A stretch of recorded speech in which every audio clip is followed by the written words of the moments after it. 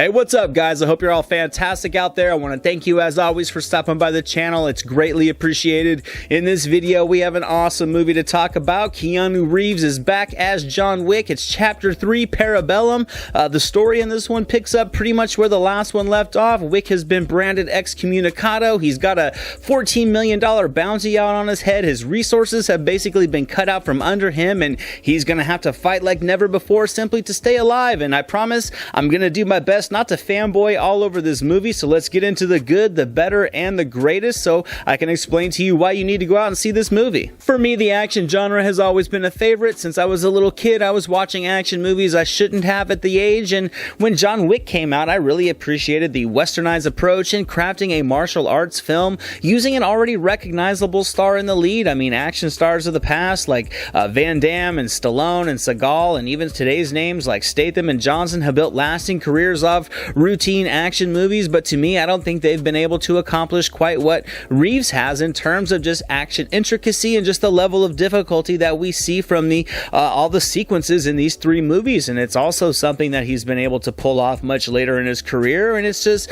awesome to really step back and put in perspective that Reeves, who already had a wide range of genres under his belt, was able to step into an action franchise and almost blow a competition out of the water, with the exception of maybe Tom Cruise. Going in, I wanted this movie to just up the intensity levels to create a climactic film that would truly feel like the culmination of the prior two, and I think it succeeded in doing so. I mean, it shoots out of the gate like a bullet, and it's just a thrill ride of fists and kicks and knives and motorcycles and swords and a horse and a book and endless guns and a couple of dogs as Wick just fights for survival for 2 hours, and I gotta say, it was magnificent. I mean, these movies may not be for everybody, but I view them as grounded, hyper-realistic adventures that are much like comic book and science fiction blockbusters without the science and with a black three-piece suit instead of an iron one. I think these movies are meant for over-the-top entertainment and for crafting adrenaline-pumping action scenes, and I have to say the third film in this franchise really does up the ante in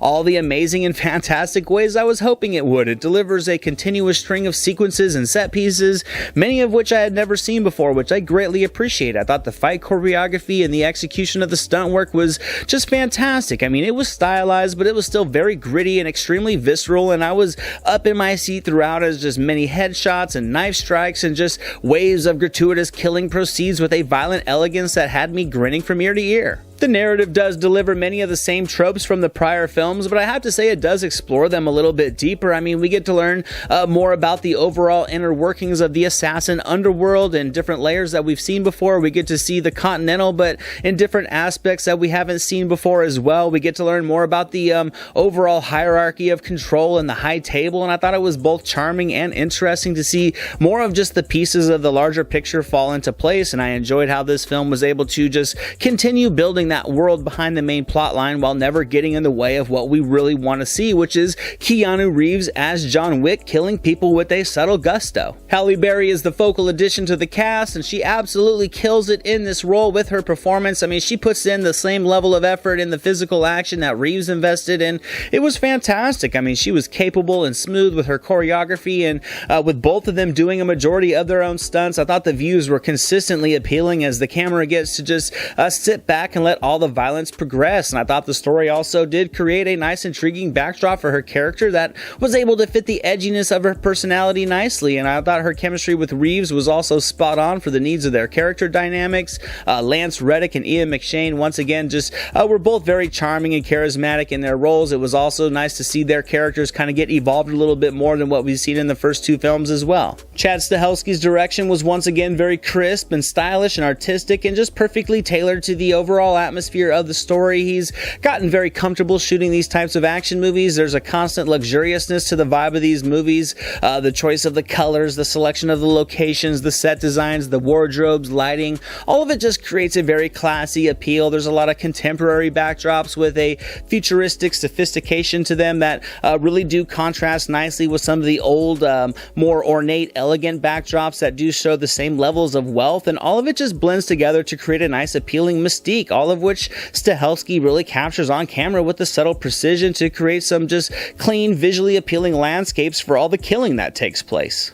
I mean, I could go on all day, but I'm going to wrap this thing up. It's just a thrill ride of action that really just gives you some of what we have seen before and a ton of stuff that you haven't, and that's why it's so good. I mean, the ambition is there to create a solid and satisfying third film, and I think it succeeds with perfection, and I gotta give John Wick Chapter 3 Parabellum 100% on the entertainment meter. I went into this movie with extremely high expectations. It delivered everything I wanted and more. It's a 2-hour mental escape of well-crafted action, dry humor, and a perfect amount of self-awareness that you definitely need to check out. So now for today's My Silver Screen recommendations, I will be selecting The Villainous, The Raid, and La Femme Nikita for 3 films that have some assassinry and some martial arts and plenty of violence that's very similar to this film. Thank you so much for watching this video, guys. I hope you enjoyed it. If you did, drop it a thumbs up, leave a comment below. I'd love to talk movies with you guys. Share it with your friends, and without question, hit that subscribe button and the notification bell so you can never miss a video. Here are some links to some recent reviews just in case you missed them. All my social media links and the link to our official website are down in the description below, and I'll catch you next time.